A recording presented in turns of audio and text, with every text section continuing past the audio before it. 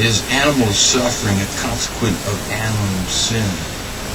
I cannot persuade myself or of Darwin that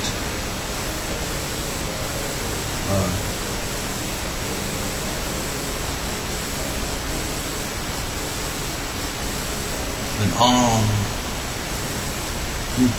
omnipotent God would have designedly created paralytic wasps with the express intention of their feeding within the living bodies of caterpillars. This conundrum ultimately led Darwin to dispense with the notion of a creator God. In reality, however, Adam, not the Almighty, bears responsibility for the origins of moral and natural evil in the world. First, the Bible clearly teaches that sin entered the world through one man, and death spread throughout through the world through one man. Sin entered the world through one man, and death through sin. Romans 5:12. As a result, the whole creation was subject to frustration and decay.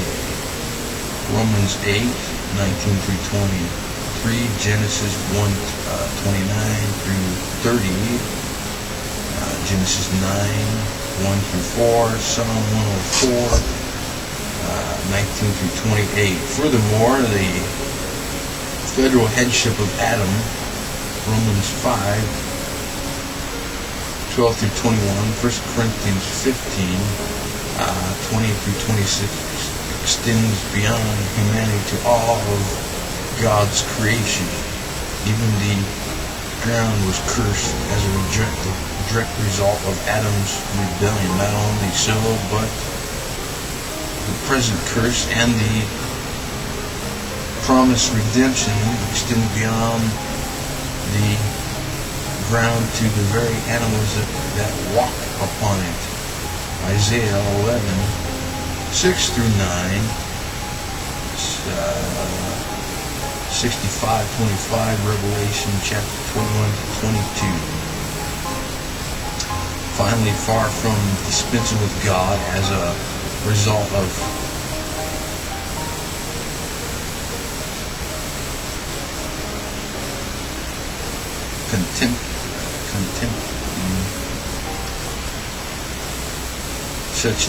contemplating such natural horrors as a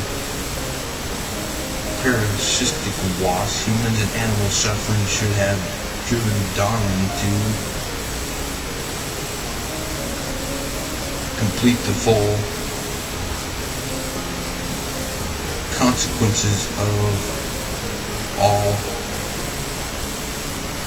alienation from God. Indeed, exposure to natural evil outside the comfort of the garden must surely have caused Adam to understand the full gravity of his fall from grace. But in another way, chaos outside the garden reflected the horror of Adam's sin-sick soul.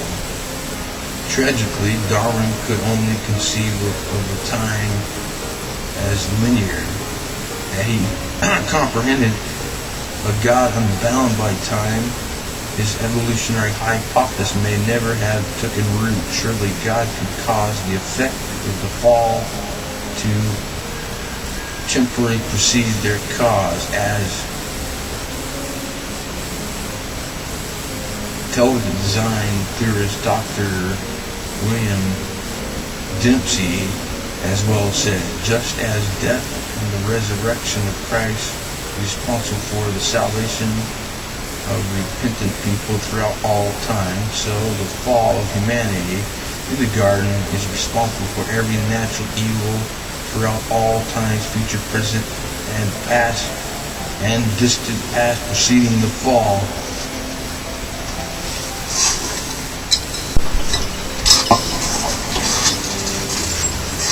Could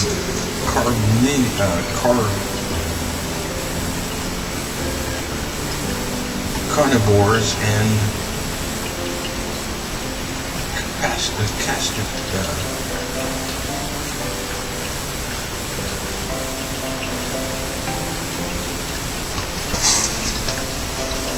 catastrophes have existed prior to the fall. The sharpest point of contention between young and older creations is death before Adam. Young earth creationists maintain that all death, including animal death, is a function of the fall. Old earth creationists believe that carnivore creatures and natural catastrophes existed prior to the sin of Adam as a part and parcel of God's very good creation. Perhaps this rift is unnecessary. First, the false assumption underlying this debate is that Adam's sin necessarily precedes the advent of all evil, except for the rebellion of Satan. Thus, young earthers are constrained to reject standard astronomical and geological dating, while olders are compelled to reinterpret biblical passages that speak of natural evil as a direct consequence of human sin. Genesis 3, 14 through 19, Romans 5, 12 through 21, Romans 8, 18 through 25, 1 Corinthians 15, 20 to 23. In reality, orthodoxy demands faithfulness to truth, both in general and special revelation. Furthermore, an orthodox understanding of the Creator of all things is that His acts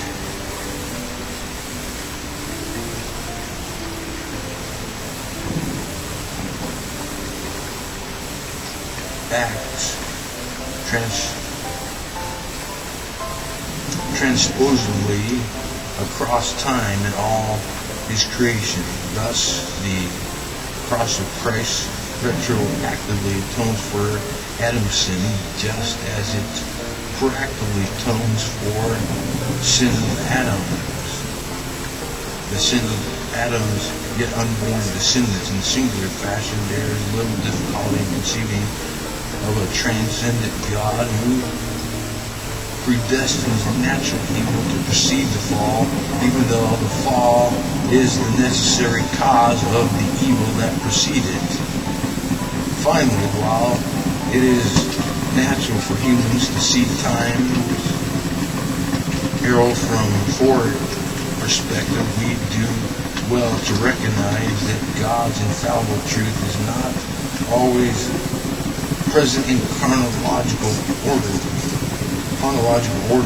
chronological fashion. As such, the advent of the last Adam not only atones for sin 1,000 years after the advent of the first Adam, but the last Adam, Jesus Christ, is biblically portrayed as the Lamb slain from the creation of the world. Revelation 13:8. In sum, God presupposes our presence in both chronological as well as chirological fashion. In other words, we see events reported in the order in which they happen, as we see events recorded according to their purposes and significance before they